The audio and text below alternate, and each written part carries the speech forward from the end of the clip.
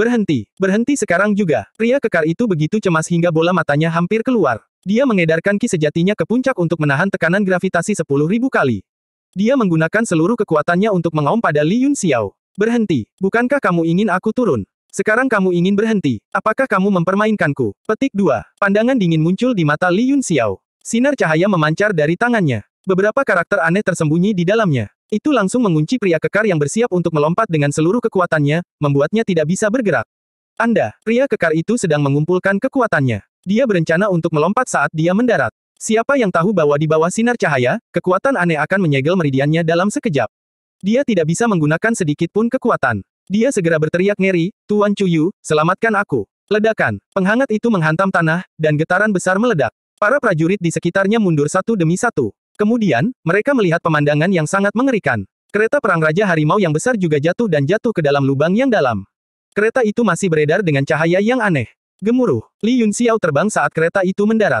Dia melompat setinggi puluhan meter dan dengan dingin melihat kereta yang jatuh ke dalam lubang. Dia mencubit mantra dengan satu tangan dan berkata dengan wajah tanpa ekspresi, meledak. Ledakan, tidak ada suara, semua orang hanya melihat tanah terangkat seperti karpet. Jamur kecil berukuran besar bermekaran di tanah dan menyebar ke segala arah. Para prajurit yang paling dekat dengannya langsung menjadi pucat pasi. Hati mereka dipenuhi dengan perasaan mati dan putus asa. Saat kereta perang Raja Harimau meledak, sesosok tubuh melesat keluar dari gedung dan dengan lembut mendarat di dekat jamur ringan. Itu adalah Xin Pi. Dia mengulurkan tangannya dengan ekspresi tenang di wajahnya. Seketika, pertahanan terkondensasi di telapak tangannya dan ditembakkan. Dengan dia sebagai pusatnya, itu menyebar dalam lingkaran dan secara tak terduga menyegel energi ledakan berbentuk jamur. Gemuruh. Semua orang ngeri mendengar ledakan energi di dalam pertahanan. Setelah itu, cahayanya mekar beberapa saat. Kemudian, secara bertahap padam dan berubah menjadi ketiadaan. Xin Pi menarik napas dalam-dalam. Lampu biru menyala dan pertahanan langsung diaktifkan. Sebuah lubang hitam dengan diameter lebih dari 20 meter muncul di tanah.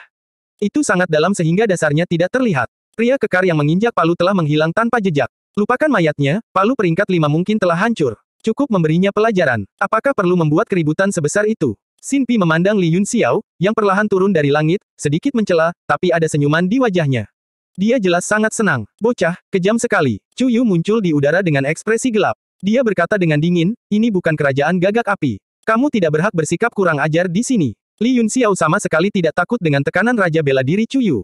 Dia mengangkat bahu tak berdaya dan menggelengkan kepalanya, dia menyuruhku turun, jadi aku melakukannya. Justru karena saya tidak berada di kerajaan gagak api maka saya harus berhati-hati dalam segala hal yang saya lakukan.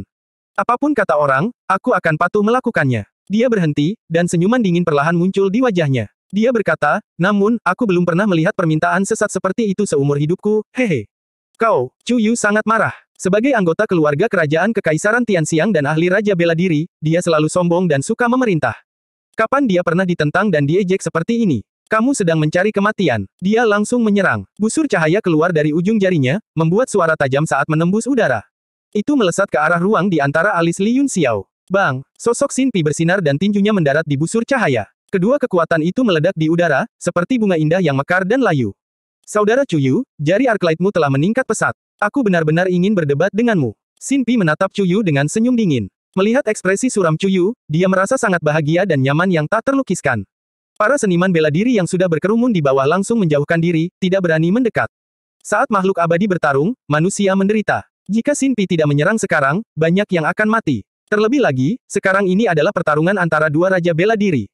Mereka semakin ketakutan dan menjauhkan diri. Haha, apakah kalian berdua tidak takut para junior akan menertawakanmu?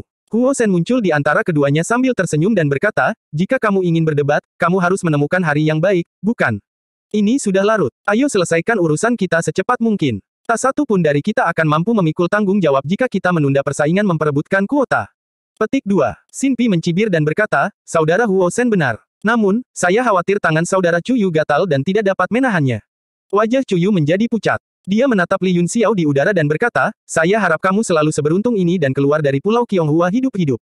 Li Yunxiao mengangkat telinganya dengan jijik dan mencibir, mengapa aku merasa sangat tidak nyaman saat mendengarnya.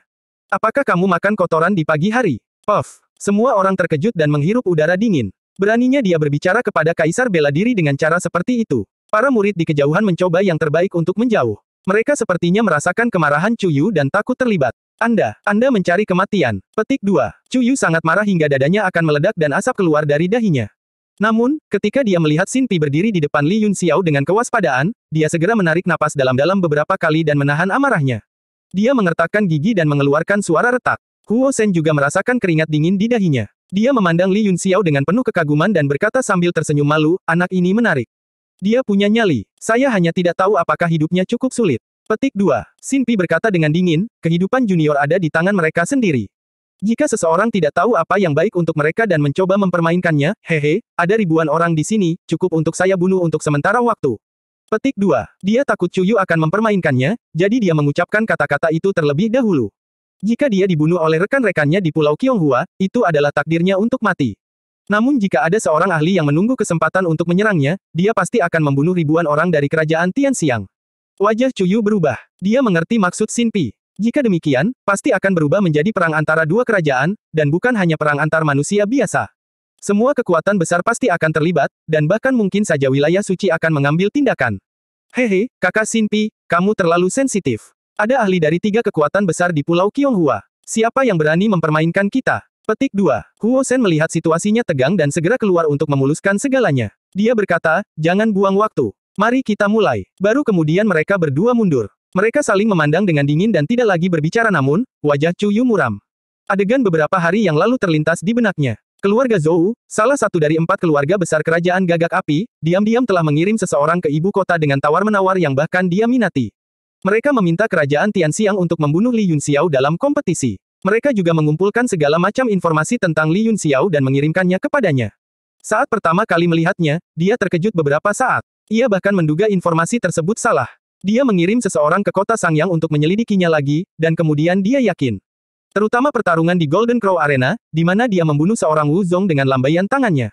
Meski ada sedikit keberuntungan, ada puluhan ribu orang yang menyaksikannya. Chuyu kembali sadar dan menatap Luo Qingyun di kejauhan. Dia mengangguk sedikit dan penuh niat membunuh.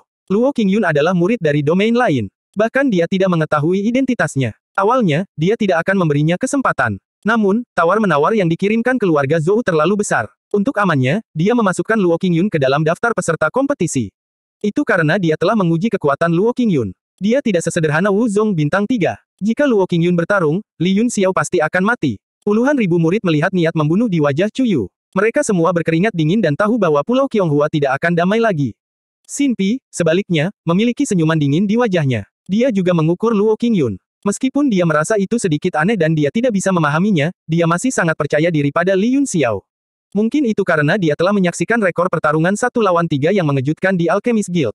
Itu sebabnya dia sangat percaya pada Li Yunxiao. Semuanya, tenanglah. Huo Shen mengambil beberapa langkah di udara dan berkata dengan dingin kepada para murid yang meringkuk di kejauhan, aku akan langsung saja.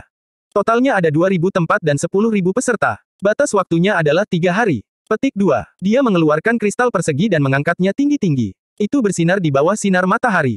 Keempat sudut kristal itu bertatahkan emas. Di tengah kristal tersebut terdapat simbol kuno yang terus berputar. Itu penuh dengan ki spiritual. Huo Shen menjelaskan, ada total 2.000 kristal seperti ini di Pulau Qionghua. Setiap kristal melambangkan tempat untuk memasuki Gunung Meru. Setiap orang dapat mengumpulkan sebanyak yang mereka bisa. Aturannya sangat sederhana. Selain membunuh, Anda diperbolehkan menggunakan cara apapun. Di pulau itu, ada para penggarap kuat dari lembah dunia yang sulit dicapai, Sekte Jutian, dan Paviliun Seribu Bangau. Jika ada yang berada dalam bahaya, kamu bisa berteriak, aku menyerah. Kultivator yang kuat akan segera datang untuk menyelamatkanmu dan membawamu pergi dari Pulau Qionghua. Namun, kamu harus menyerahkan kristalmu dan mengembalikannya ke pulau. Jika ada kristal yang belum ditemukan setelah 3 hari, pada hari terakhir, kristal yang belum ditemukan tersebut akan terguncang ke langit oleh formasi tersebut, dan semuanya akan muncul. Saat itu, siapa yang lebih mampu akan menjadi pemenangnya. Petik 2. Faktanya, semua orang sudah mengetahui aturan tersebut. Huo Shen baru saja akan mengumumkannya lagi. Sekarang, teleportasi akan dimulai. Dia menunjuk ke bawah dengan satu tangan. Seketika, seberkas cahaya melesat ke tanah dan mulai menyebar. Kemanapun ia pergi, pola susunan muncul, seluas 100 meter. Formasi susunannya bertatahkan ribuan batu primordial yang penuh vitalitas. Di bawah rangsangan Huo Shen, sejumlah besar batu primordial berkumpul di tengah formasi susunan. Segera, cahaya hangat keluar dari formasi susunan, mengembun di udara tanpa menghilang, dan perlahan terbuka. Ini adalah portal teleportasi jarak pendek yang mengarah langsung ke Pulau Qionghua. Itu adalah teleportasi acak. Setiap orang akan mendarat di tempat yang berbeda. Jika ada murid dari sekte yang sama, mereka harus menggunakan cara mereka sendiri untuk sampai ke sana. Petik 2. Senyuman muncul di wajah Huo Shen. Matanya berangsur-angsur fokus ketika dia berkata, sekarang. Jangan lupa di like, share, dan subscribe ya guys.